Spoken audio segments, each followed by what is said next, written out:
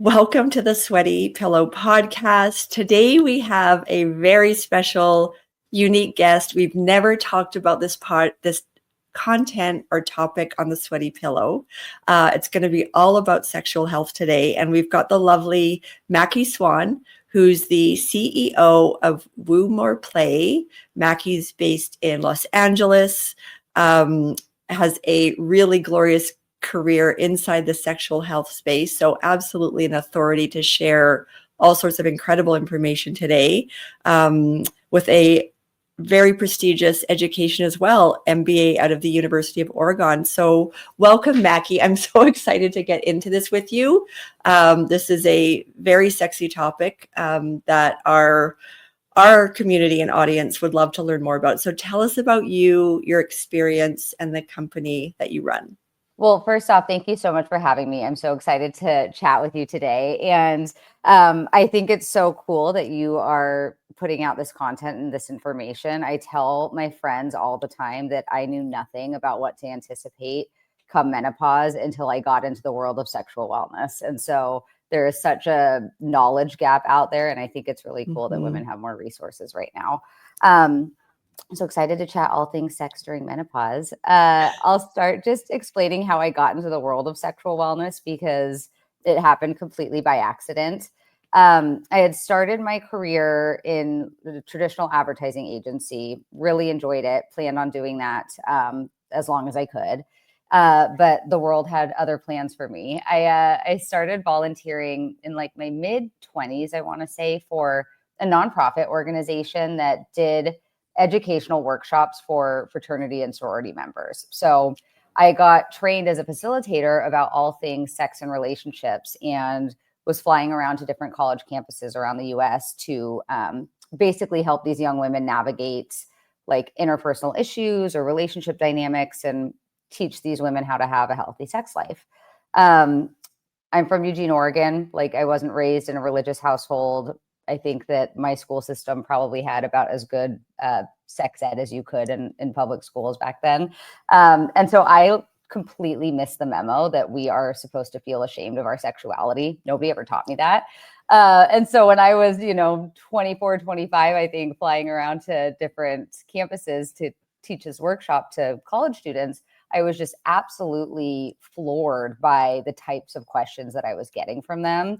And also seeing, the types of challenges that these young women were having in their relationships, like really smart, bright young women who were asking me questions that I would have assumed would have come from somebody like a middle schooler. So it was really kind of an eye-opening situation.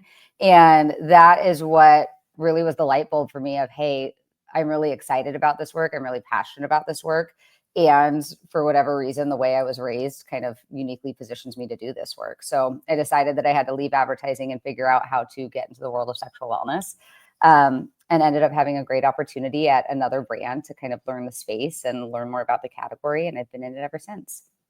Oh, wow. So that must have been eye-opening at such a young age, and fascinating too. And it sets you up for this career that you've had for many years now inside this space. So tell us about Woo More Play.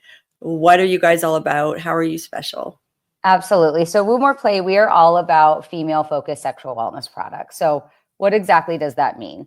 It means that producing products that are safe for women's bodies, which are clean, non-toxic, body-friendly, body-safe solutions is just table stakes for us. So unfortunately, in the world of sexual wellness, a lot of conventional brands do make products that contain a lot of toxic ingredients, a lot of petroleum-based ingredients, things that really don't have any business going inside a woman's body. So we're always going to be body safe, clean, and natural first.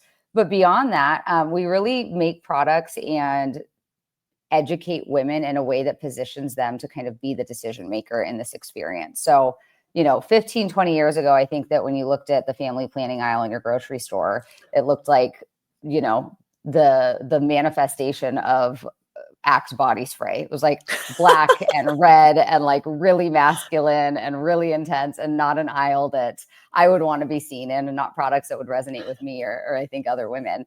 And so it's kind of having fun with it, right? When you buy sex products, we think that you should feel like you're buying beauty products or skincare, and it should be something that makes you feel good and makes you feel feminine and makes you feel fun.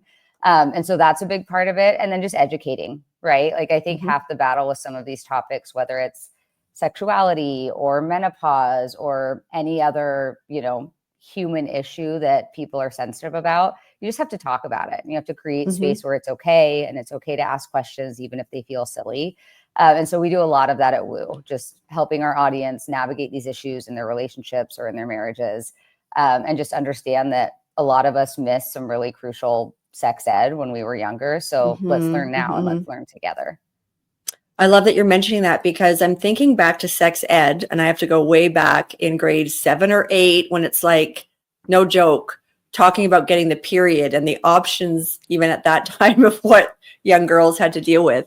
And it wasn't talked about in the home. My generation, and a lot of my friends, that generation of parenting, didn't openly talk about sex inside the house. We got 13 minutes of sex ed in grade 7. Like, it was just not discussed. So our generation of women that are now in menopause, that's not an open dialogue. So think about the changes that we go through in preparation for this transition in life, where we do want to have that connection with our partner, and it's not as easy. But back to Woo, I was on your website, which is really well done, by the way. And I did see your blog and your articles that you guys put out there. And I did find the one about sex in your 50s, which was awesome. But you guys have great content. It's so much more than a transaction with what you guys are doing. And I do appreciate the female focused lens that you're putting on your product development and how you engage emotionally with this customer. And as we get specifically into that segment of women that are transitioning into perimenopause and the changes in our bodies, in the thick of menopause and then postmenopause, the one thing, though, that has come up in all of our podcasts, especially when we're talking to doctors or hormone experts, is the 100+ symptoms that women deal with in menopause. And one of them, and I can't get through a podcast without saying dry vaginas, because that I thought was an urban legend before I was in menopause, because I would listen to my menopausal friends talk about dry vaginas, and I would go, well, you guys are in miserable marriages. Like, you're about to dump your husbands. No kidding, you're going to have a dry vagina. And that's like, hold on. No, it's actually a real thing. Yes. So the hormone changes, like, tell us about your segment of your customer that is in this space, and what they get from your brand and how you help them. All of that. I mean, I could talk about products and lubricants and, very focused solutions all day. But I think, just to pull back for a minute to what you said about, you were raised and got 13 minutes of sex ed. I think part of what makes me so crazy and also makes me passionate about this work is people aren't enjoying sex. Well, they're not enjoying sex, so they're not talking about it. Well, how do you know how to talk about it if you were raised and conditioned to believe that it's a conversation you can't even have, right? If you can't even have it with your own family members or your parents as you're growing up, when they teach you about so many other things, how are you going to have the tools to have a conversation with your partner or with your husband if you're in pain during intimacy? So I can completely understand how challenging that is for people. And I think that there's a lot of ways that we can talk about what are the very nitty gritty kind of tactical advice for navigating those conversations if you haven't done it before.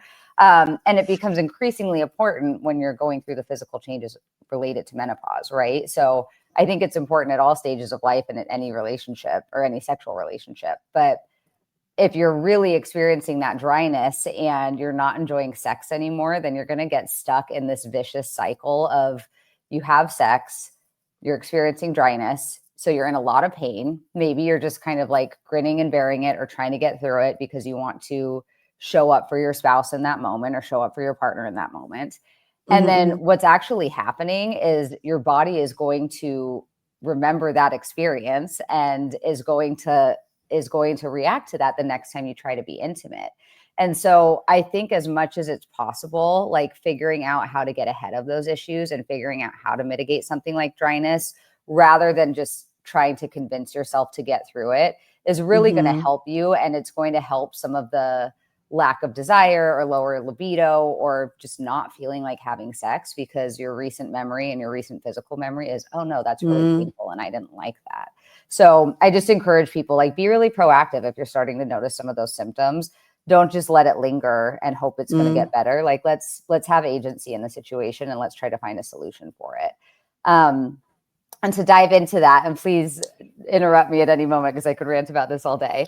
To dive into that, I think the obvious and very accessible solution is products, right? So lubrication. I think that everybody should be using lube during sex. I think it doesn't matter your age, if you're menopausal or not. There's a whole lot of reasons that women at every single age would experience dryness. If you have allergies and you pop a Benadryl, that's going to affect your body's ability to naturally lubricate. If you're on antidepressants or other prescription medications, that's going to impact your body's ability to produce lubrication, depending on where you are in your cycle. And then just everybody's body is different. I talk to women a lot who are like, I've had to use lubricant since I was 18 or 20 years old, because even when I feel really aroused and even when I feel really turned on, my body just doesn't produce enough. So I think there's no shame. I think that the best sex is sex that has extra lubrication, and people can use it regardless of whether or not they're in menopause or experiencing age-related dryness. But more than that, and I'm curious to hear your thoughts on this too. Having worked with OBGYNs and having worked with a lot of medical providers in the space, one thing that I hear all the time is the earlier that you get kind of medical intervention when you start to notice symptoms of perimenopause, the better. So go to your doctor, explore solutions for HRT or explore other solutions to try to navigate some of those symptoms really early after you notice them. And that's probably going to make it less severe and make your experience a little bit better as you go through some of those physical changes. Oh, you've nailed it, because the generation behind my generation that didn't have this global awakening around menopause and the options to get us through it much less painfully, they will be on top of it earlier. So getting those, whatever the pathway is, if it's natural for you, if it's hormone therapy for someone else, whatever it is, stay ahead of it, because that will mitigate a lot of the symptoms. What ends up happening is when your testosterone plummets to nothing, like you run into a brick wall going 200 miles an hour and you have zero testosterone. That's almost how it feels. Your appetite, desire, interest in sex goes from, this is awesome, darling, I'd like to do that 3 times a week, to, if you look at me and that way you look at me, I'm going to punch you in the face, because it's desire, love, I'm in a good mood, I don't have menopause rage, I'm not sleeping, so then it's worse. Oh, plus, just because I've started menopause, there's an extra 15 pounds just because now I'm disgusted with my body and I'm not looking in the mirror naked. So you're definitely not coming near me naked. So the vortex of issues that we're dealing with around the plummeting of testosterone is so real. So I would love to talk about your experience with your network of community in terms of the emotional connection and intimacy. That, how important is that to get us ready for go time? It's everything. It's everything. Yeah. And I would say that about any relationship, menopause or otherwise, no matter how long you've been with your partner, no matter how long you've been married, the emotional piece is everything. And I think that there are so many different types of intimacy, and sex is just one of them. But there's a lot of different types of physical intimacy that I think can help people feel closer to their partners. And part of this is driven by people's ability to communicate with their partners what they're going through. It's so funny. I just thought about this. I had a call with a Woo customer about a week ago, and he's a gentleman, I think in his mid 60s, who's been buying our products, is a really good customer. And I just wanted to get him on the phone to understand, how our brand was working for him, and, just kind of get his feedback on his experience with Woo. And he was telling me that he was, I think, married for 34 years, and him and his wife hadn't used products until she started experiencing menopause. And then he was like, it was very clear to me that she wasn't enjoying herself and she was in pain. And so he had found, I think, a radio show or a podcast that was really speaking to the husbands, right? Like speaking to the men of women in their 50s and 60s. And I guess this host, whose name is escaping me, had said, if your wife is over 50, you need to buy a vibrator. So like if your wife is over 50, you need to get a toy because her body's response is changing, physical changes are happening. And so I share that to say that it can be viewed, and I don't want to minimize, I don't want to invalidate any of the downsides, but maybe it's just a time to kind of evolve the types of intimacy that you're having with your partner, you're having with your husband. So maybe it means bringing toys into the fold, or maybe it just means that you work on other forms of physical intimacy that aren't always sex.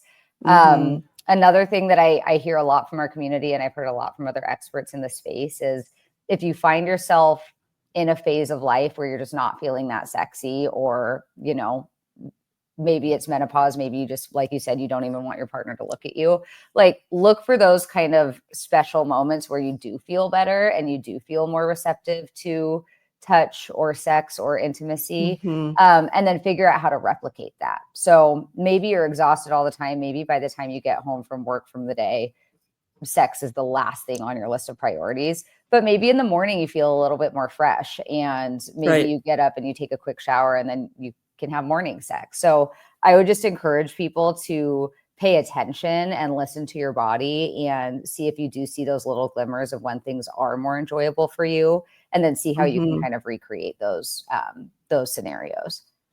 Oh, it's such a great take on it. I think this age, the criminal part of it is, as women and men and couples approach late 40s, early 50s, their kids and that whole part of their life isn't as demanding. So the little kid phase, the preteen phase, the teen phase, if you survive it, then they're getting off to university. Then there's a period of time, kind of your third chapter, where let's say your kids are off to university or they've moved out of the house. It should be like, baby, let's take off our clothes and finally run around the house naked, and let's finally have some fun, because we have not been able to prioritize each other as a couple at all, because we've been in the thick of raising kids, building our careers. So we're at this cool stage where we can be a bit selfish, but then hormones are working against us, or that rut, right? Like you're with someone for a long time, the habits are there, the tough conversations are like, oh gosh, how do we broach this? But this is a need. This isn't a nice to have. This is every happy couple will say intimacy, physical intimacy, emotional intimacy that all goes along with sex life is very important to the health of a relationship. So all of your research and your amazing articles online, tell us some of the kind of lifestyle tips or whatever to just get out of a rut, and get back. Like, what's a program people can get onto to get back amazing physical intimacy with their partner? Absolutely. So I think a couple things come to mind. Number one, and this is obviously something that's going to vary a bit depending on the personalities of the people in the relationship and depending on the communication dynamic within each specific relationship. But I'm a really big fan of just saying exactly what you need in the clearest terms. So if you talk to your partner like you were explaining something, you know, I say this a lot at work, explain it to me like I'm 5 if there's something that I don't understand. You say to your partner, I need you to touch me this way, or I really love it when you do this very specific thing, or hey, if you're feeling turned on and you want to have sex, this is how I want you to initiate. This is the thing that gets me the most excited or gets me the most in the moment. And I find both in personal experience and in talking to, you know, I can't even tell you how many customers and community members over the years in this space, in the context of male female relationships, men respond really well to that a lot of the time. Like they just want to know what to do, right? And so saying like, this is exactly what I need, and this is going to make me more excited to be intimate with you, I think a lot of the time that can land really well. So just being very clear. Unfortunately, none of us are mind readers, right? So your partner doesn't know what you're going through. Your partner doesn't know what you need, is probably witnessing a lot of these changes in you and doesn't know how to support you because they've also never gone through it either, right? And so just kind of bringing them in as like a teammate or a confidant and saying, this is exactly how you can support me, I think is something that can go really well. And the other thing that is a really good kind of like spark plug when things feel monotonous in a relationship, and this is true for sex, but also just other forms of emotional connection in a relationship, novelty, right? Like science shows us time and time again that novelty is really important for creating emotional connection and for feeling close to your partner, is having new experiences together. So maybe that's not even in the bedroom. Maybe that's going to a show together, or going on a new type of date night, or taking a cooking class, or going on a trip somewhere to a new place. Like, I think there's a ton of ways, big and small, that you can introduce novelty into your relationship. And if people are kind of feeling fatigued or feeling like disconnected from their partner, I always say, figure out something new you can do together, and figure out how you can laugh together. Like, go do something fun that's going to feel really playful and feel really silly and make you both laugh and make you both try something new. And that's a great way to do it. And that also extends to the bedroom. And, you know, I'm not saying go get crazy. I'm not saying like people have to try all of this super out there or like super edgy things or try any crazy products. But if things are feeling monotonous, then switch it up and talk to your partner and say, hey, I kind of want to try this thing with you. Would you be open to that? And I think that that's a way to kind of go on a new adventure, even if your relationship has many years behind it. Very cool advice. The thing about menopause, and then you layer the dichotomy of male and female wiring. Menopause is not sexy, right? So we're trying to show up and be these sex goddesses when we'd rather throw ourselves over a bridge than do something like that, right? So then you have the classic female wiring of we're people pleasers. And then men, as you're saying, just tell me straight up what you need, darling. Like, I'm not trying to jam something inside you that doesn't work for you. So what do you need? So it's that communication is everything. Surely to God, at our age, at 45 to 55, we can get over being pleasers, but those are not sexy when you're in menopause and you're trying to get the sexy back, and you've never been a couple that can get into that so overtly and like, here's the map of where I need you to touch me. It's a tricky thing that there has to be a lot of sensitivity around, I have to imagine. 100%. I think sensitivity around it. I think that there are opportunities to explore like other ways to connect to your sexuality and feeling sexy that aren't necessarily just having sex with your spouse. So is it taking a nice bath and lighting some candles and just spending some time alone and trying to like connect back to that feeling of sexiness that way? And then the other thing I would say, I've had similar conversations with women that are postnatal. So like you have a baby and you're going through all those intense hormonal changes and not sleeping and just life getting turned upside down and also not wanting your husband to even look at you.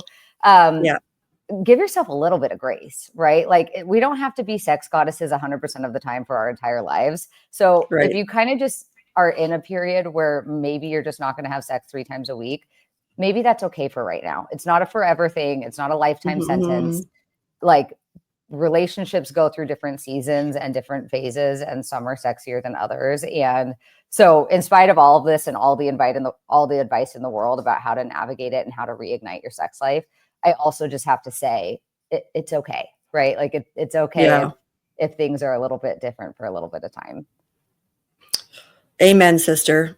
So I want to just expose some of the, I guess, most talked about symptoms for women in menopause as it relates to sexual wellness, and would love your take, either advice or what you know through your community at Woo. But number one that keeps popping up is decreased libido. And that's hormone fluctuations. And that's, I think, something that we've already talked about a little bit on. Let's amp up the other aspects, the emotional connection, have fun together, do something different. But I learned something new today, which is the opportunity for novelty. I think in our busy life, we discount how that could bring maybe some of our libido back through the pre-process. Vaginal atrophy. Sweet mother of God. Yeah. I kind of knew about that. Do you hear about this in your community? Does anyone talk about it? What do you know? All the time. And Okay. actually, there are many cases of vaginal atrophy that are not just related to menopause. So it can happen during menopause. It can also happen due to cancer treatment or other Mm, changes like that that can cause atrophy. So this, and also decreased libido. Of course, this comes with the preface that this has like a financial requirement and depends on people's level of access to healthcare, and also their medical care team. But I would encourage people, like, go see your doctor sooner rather than later, because if you're noticing these really intense changes that are the dryness or the atrophy or the decreased libido because you just feel so out of whack, keep working with your healthcare provider to try to find whatever the cocktail of HRT is that's going to mm, reduce your symptoms as much as possible. So if you are really going crazy and cannot manage or cannot like experience life the way you want to experience it because of those symptoms, you can keep kind of tinkering. And so I would say start yeah. early and then also be vocal if your current treatment isn't working for you. And then same with atrophy, right? So that is very much related to how early you have hormonal interventions. And there's thinness over time. So menopause is what really kind of kickstarts this, but it also happens throughout our lives, is that the tissues get thinner as we age and as our hormones change. And so you actually do see shrinking of those tissues that can cause dryness and also atrophy of the vagina. So again, talk to your doctor. That is something that requires medical intervention and isn't going to be solved by a product over the counter, whether it's a Mm-hmm. lubricant or Right. something else. That's really something that you need to go and talk to your healthcare provider about. But it's It's quite common so and not something that women should feel ashamed of, because it's, whether it's dryness at a lower level or atrophy at a more intense level, every mm, single one of us is going to experience something on that spectrum as we age. So it's totally normal. But just talk to your doctor as soon as you start to see those symptoms. yeah, you're preaching to the choir because I am all about HRT. Hmm. It changed my life. I wish I got onto it way earlier, didn't Hmm. understand. Um, it's like the slow boil, right? It's Hmm. like you don't understand the layering of symptoms, and then you just think it's because you're not sleeping, which is why you're angry, and et Hmm. cetera, et cetera. But the intervention, hormone intervention, getting access, advocating for yourself when your Hmm. family doctor says you're fine, do more yoga. It's Hmm. like, suck it up, buttercup. Everyone has to go through this. Fire your doctor and go see someone else Find that's a going to new get one. you. Find a Yeah, menopause. I'm so sorry to interject, but super important. Find a doctor that specializes in menopause treatment. So right. there's different Yeah. organizations, different credentials. NAMS is one that's pretty well known. Um, I think it's National Association of Menopause. I can't remember the acronym, but like Mhm. doctors that have gone through training specific to menopause, and the timing of that intervention is critical. So the Yeah. longer you wait, the more difficult it's going to Mhm. be to overcome if there is that level of atrophy. It's Yeah. way harder to manage and way harder to treat if you've lived with it for a long time. So like early is better. There's a lot of misinformation that has come out over the years around dangers of HRT or don't do this or don't do that. A lot of that has been disproven. A lot of that was based Mhm. on really flawed and really skewed data sets that frankly should be thrown out the window. So like talk to Mhm. your doctor. There are many safe options out there. Do it as early as you can. Do it as early as you Thank can.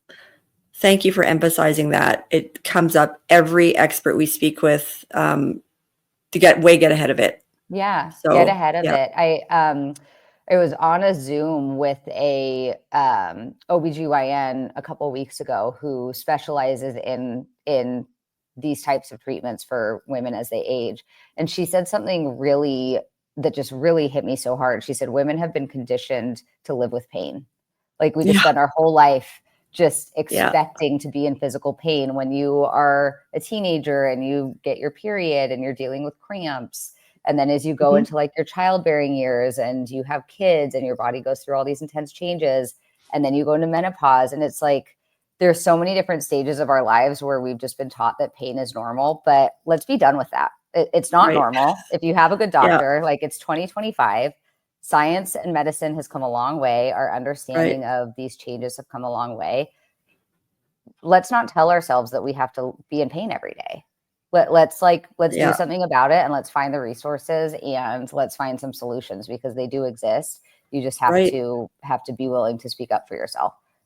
We don't need to be victims in any No, aspect of our life anymore. Yeah. no. Yeah. Let's do something. So, like you said, I know there's a lot of, I've spoken to so many women who have different sexual health issues that were treated poorly by dismissive medical Hmm. providers, and kind of don't feel great about that. Find a new doctor if you can. Yeah. Again, I Yeah. realize people have different levels of access to healthcare, but if you have it, find a new doctor and find somebody who's going to listen to you and help you find the solutions. Absolutely. Mhm. So we're going to shift gears to getting right under the covers with you. You're the CEO of a extremely popular sexual wellness brand. Mhm. And talk to me like you're talking to a nerdy woman, which is actually not untrue. That's exactly who I am. Talk to our group of community that has never been to a site like this or never been into a store that has Mhm. all these exciting products. What are the best-selling, most popular 3 or 4 things that if I was going into a store or onto your website, I should absolutely prioritize and buy and bring into our bedroom right in time for our anniversary? Oh, this is so fun. Do you have an anniversary coming up? No, I'm talking hypothetically, but Oh, I am. darn. I was I'm, gonna say yes, yeah. I gotta get you some food. Okay, absolutely. So number one is lubricants. And that Okay. is true. Like I said, it doesn't matter if I'm talking to a menopausal woman or a 25-year-old woman. I'm gonna say get some lubricant that works for your body. There's different formats. The most popular are water-based, oil-based, and silicone-based lubricants. Depending on the type of intimacy that you're having and specific preferences, there's reasons to choose different ones. Um, Among younger age groups, water-based is a very popular option because it's compatible with condoms, but it doesn't have as much duration or glide as some of the other options. So Mm. among menopausal women, one of the most popular formats, and our most popular format at Woo, is oil-based lubricant. So we have a product called Coconut Love Oil. It's actually our hero SKU that our brand launched with 7 years ago. Most people who Okay. know us for the Coconut Love Oil. It's coconut oil based lube. It's a really beautiful product. It doubles as a massage oil. It's also flavored. It tastes like a vanilla cupcake. So if you're doing different types of play, it can be really fun. And it will just completely enhance the experience in every way. And I have had so many conversations with people saying, "Oh, I don't feel like I need a lubricant. Like, I think that I'm good. I think that I produce enough on my own." And I always say, just try it and you'll never go back. Once you Mm. start using coconut love oil during intimacy, you'll never be intimate without it. It just really can change the whole experience. So that's a great product. And then another product that some people turn to for things like water play or different types of intimacy is a silicone-based lube. I will say that I wouldn't recommend that as strongly as an oil-based for women experiencing menopause, just because depending on which silicone lube you choose, they sometimes do have some additives that aren't Mm. quite as body safe. But if you go to a brand you trust, be discerning about ingredients, and I think that's fine. Um, Outside of lubricants, which I could yap about all day, I really do encourage people to experiment with toys too, especially if you're at a point where you feel like your relationship has gotten monotonous or you feel like you're in kind of a sexual plateau with your partner. Bring a couple toys in, and that doesn't have to be anything crazy. It can be like a very simple vibrator or a very simple massager. That can really change the game for women, particularly if they're having trouble reaching orgasm with their partner. We've learned a lot about women's bodies, and most women do not climax just from like penetration from their partner, right? External stimulation is really what's going to get you there. And so bringing a toy in is a really simple way to Mm. do that.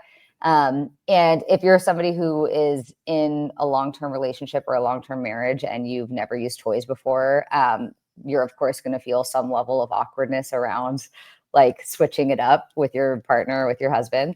And so I just encourage people to like bring their partners into that conversation early and pick it out together. So don't just show up one day with all these like crazy new toys that you've never used before and just a suitcase. Surprise them and see how it goes, because that's going to be jarring for everybody. But just sit down and just say, hey, I was talking to a girlfriend and she bought this toy, and her and her husband have been loving it, and I thought it'd be fun for us. Do you want to look at some together online? And when people feel more involved and feel like they're kind of a part of that process with you, they're probably going to be more excited about it. So you're a female focused brand. Mm-hmm. So it's like all about what women love. Do you have a best-selling one? Because there's a million. And they scare me. So like, what's your most popular? Intimidating. If you haven't purchased these products before and you like walk into your neighborhood adult shop, it's so intimidating, right? You're like, I don't know where to start. There's so many options. Some of them are a bit scary looking. Like, what do I do? And so our best-selling vibrator is it's the original Vibes. It's like an external clitoral vibrator on our website. Comes with a cute little carrying case, so it's very discreet for folks who have kids or pets or whatever. And I would say, whether it's that product from Woo or just any other toy, look for something that is simple and designed for external use. So we don't sell this at Woo, but one of the first toys I ever bought a million years ago was like a little bullet vibrator. And those can be really small. They're not super intimidating. They're very user-friendly. Experiment with that, and it might take a little bit of testing and learning. So don't think you're going to buy one and it's going to solve all of your problems, and then you're never going to buy another one again. Like, try one out, see if you like it. If you don't, try another one, because there is a lot of variety. But if you've never purchased a toy before, look for a clitoral vibrator. Look for one that's designed for external use. Start there, start small. And then you can always kind of experiment with other more advanced toys once you've kind of dipped your toe in. Dipped your toe in. Yeah. Okay. That's really, really cool. Is there anything else that you'd like to share with our community of very engaged listeners right now? Yeah, I think the last thing I would say about that with products, and again, this isn't specific to Woo, I think that there's different ways that women can approach it, but treat your feminine hygiene and frankly your vaginal care like it's part of the rest of your routine, right? So I think that we spend so much time on beauty, we spend so much time on how we're presenting and our skincare and our makeup and our hair. Spend time focusing on the inside of your body too. Like, it shouldn't be this part of your body that you just ignore and you wait until you have a big problem and you're in pain and then you go to the doctor for a prescription.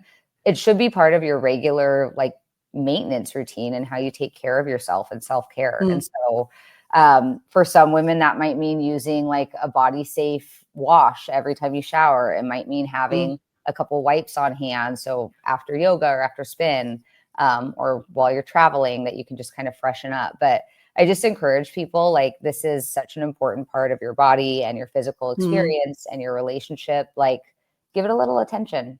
And nice. Take care of yourself every day, and then you can feel a bit more connected. And that also will help you notice when things are changing, right? If you're more connected to what normal feels like to you and what baseline feels to you, then when something is off, you're going to know a bit sooner. So dust off the cobwebs and keep it pretty and healthy. And I don't say pretty, or even like, I think there's a lot of really unfortunate dialogue that we grew up with around like being embarrassed of your smell or your taste or whatever. None of that, right? Like, this isn't a shameful thing.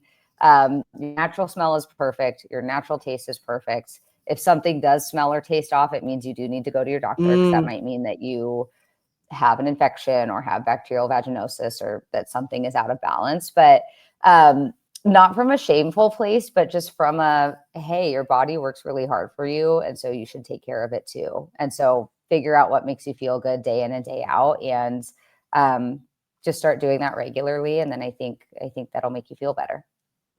Love that. This has been a blast. I have taken some mental notes. I'll report back on Monday how our weekend goes at home, and very exciting. Thank you so much, Mackie. That was a total blast talking to you, and great insights for our community. So we're really grateful. Thank you so much. Well, big fan of your work. I love your brand. I love your products. And I was glad to be here.